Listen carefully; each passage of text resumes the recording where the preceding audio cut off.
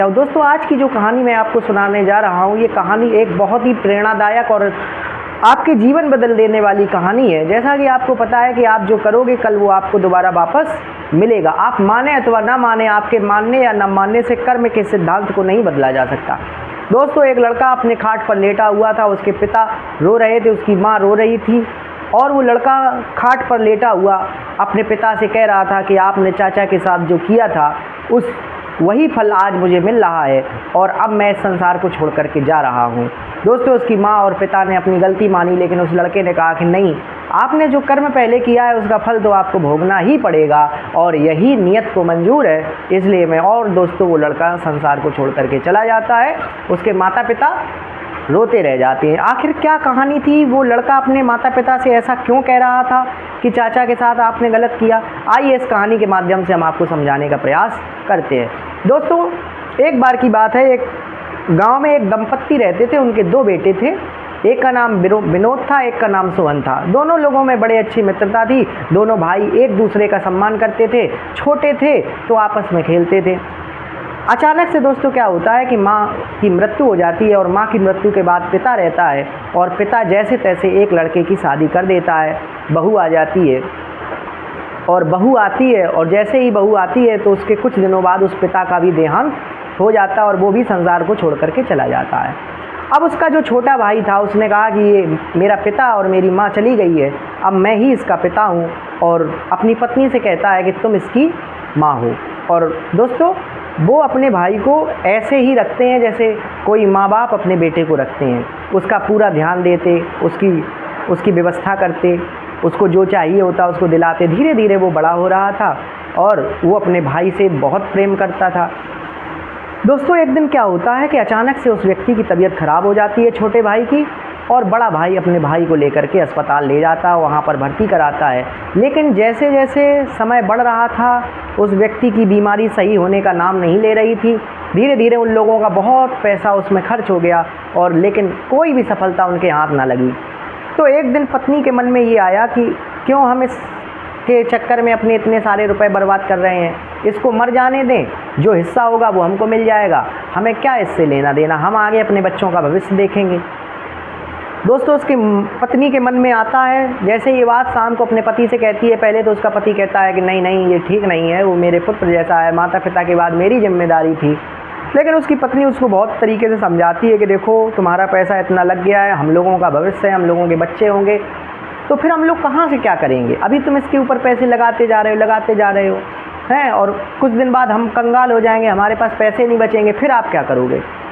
तो उसके बाद समझ में आती है, वो अपनी पत्नी के कहने पर अपने भाई को मारने के लिए तैयार हो जाता है। उसकी पत्नी कहती है कि एक काम करो, इसको कोई इंजेक्शन लगवा दो जिससे इसकी मृत्यु हो जाए। तो दोस्तों, वो डॉक्टर से कहता है कि डॉक्टर साहब आप इसको ऐसा कर दीजिए। डॉक्टर कहता है नहीं भैया, मैं भगवान का मुझे दर्जा दिया जाता है और मैं किसी को बचाने का काम करता हूँ, ना कि मारने का। आप इसको ले जाइए, मैं ऐसा काम नहीं करूँगा। बहुत सारे डॉक्टरों से ऐसी बात करता है। अंत में एक डॉक्टर मान जाता है, कहता है कि भैया आप हमको इतने पैसे दे दो, मैं आपको एक ऐसी दवा बता दूंगा जिसके प्रभाव से इसकी 2-3 दिन में मृत्यु हो जाएगी। दोस्तों, उसको पैसे दे देता है और वो पैसे धीरे से अपने भाई को खिला देता है। उसका भाई इस बात से अनजान था, वो तो अपने भाई को पिता के समान समझता था। उस दवाई खा लेता है और 3 दिन बाद उसकी मृत्यु हो जाती है। सभी लोग इकट्ठा होते हैं, गाँव के लोग।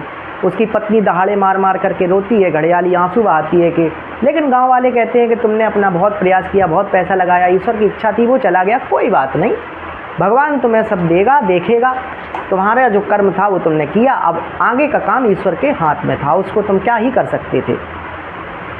दोस्तों, ये कहानी के कुछ दिन बीत जाते हैं। थोड़े ही दिनों में उसके एक पुत्र होता है और पुत्र बड़ा सुंदर था और गुणवान था और उसका पढ़ने में भी तेज़ था। धीरे धीरे पुत्र बड़ा होता है। पत्नी और पिता दोनों उस बच्चे से बहुत प्रेम करते हैं। दोस्तों, अचानक एक दिन क्या होता है कि बच्चा बड़ा हो जाता है तो माता पिता एक घर ढूंढ करके उसकी शादी कर देते हैं। उसकी जो पत्नी आती है वो भी बहुत सुंदर थी और डॉक्टर थी। दोनों लोग बढ़िया आराम से जीवन जी रहे थे। तभी अचानक से शादी के कुछ महीने बीते ही थे कि उस लड़के की तबीयत ख़राब हो जाती है। और जब लड़के की तबीयत ख़राब हो जाती है तो बहुत सारे डॉक्टरों का इलाज कराया जाता है, लेकिन कहीं से उसे कोई आराम नहीं मिलता है। दोस्तों, वो जो पति पत्नी थे उनकी ज़मीन भी बिक जाती है, उनका मकान भी बिक जाता है, अपने बच्चे में सब कुछ लगा देते हैं, लेकिन फिर भी बच्चे में कोई असर नहीं दिखाई दे रहा था। एक दिन बच्चा अपने माता पिता को बुलाता है, कहता भाई साहब इधर आइए। तो उसके पिता कहते हैं कि मैं तुम्हारा भाई नहीं हूँ, मैं तो तुम्हारा पिता हूँ। वो कहता नहीं, आप पिछले जन्म में मेरे भाई थे और मैं जब मृत्यु को प्राप्त हुआ था तो आपका बेटा बन करके आपके घर आया हूँ और मैं आपसे बदला लेने आया हूँ।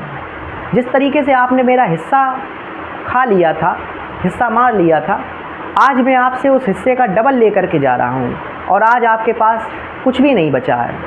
और अगर आप मुझे उस समय मेरा हिस्सा दे देते तो आज आपकी ये दुर्गति नहीं होती। तो मैं केवल और केवल आपसे बदला लेने आया था, आज मेरा बदला पूरा हो गया और मैं अब आज संसार को छोड़ करके जाऊंगा, इसलिए मैं आपसे अंतिम मुलाकात के लिए आपको बुलाया था। और जो डॉक्टर जिसने मुझे मारने का इंजेक्शन दिया था, जिसने मेरी मृत्यु का उपाय बताया था, वो मेरी पत्नी है, जो इस जन्म में मुझे पत्नी रूप में प्राप्त हुई है। और मेरे मरने के कुछ दिन बाद वो डॉक्टर की भी मृत्यु हो गई थी और मृत्यु होने के बाद उसने भी जन्म लिया, मैंने भी जन्म लिया, हम दोनों की शादी हुई। अब मैं इस संसार को छोड़ करके जाऊंगा तो ये डॉक्टर भी भोगेगा जो मेरी पत्नी है और आप लोग भी भोगोगे जो आपने मेरा हिस्सा माना। दोस्तों, हम माने अथवा ना माने, लेकिन ये बात एकदम सत्य है कि हमारे जो कर्म हैं वो लौट करके हम तक ज़रूर आते हैं। और जब वो लौट करके आते हैं तो हम कुछ कहने लायक नहीं होते हैं, क्योंकि जब हम काम करते हैं तो उस समय मुझे थोड़े समय के लिए अच्छा लग सकता है कि मैंने बहुत अच्छा किया, बहुत अच्छा किया, लेकिन जब वही चीज़ हमको वापस आकर के मिलती है तो उस समय हम ना किसी से कुछ कह सकते हैं, केवल अपने मन में ही हम उस बात को जान सकते हैं कि हमारे किन कर्मों की हमको सज़ा मिल रही है। जब ये बात गांव वालों को पता चली तो गांव वालों ने उन लोगों का बहिष्कार कर दिया समाज से और उनकी इस बात के लिए उनसे बहुत भला बुरा कहा।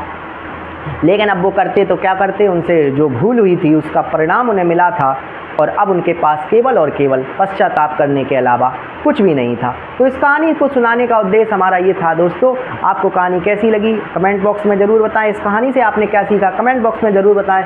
दिल की गहराइयों से आपका बहुत बहुत धन्यवाद। नमस्कार।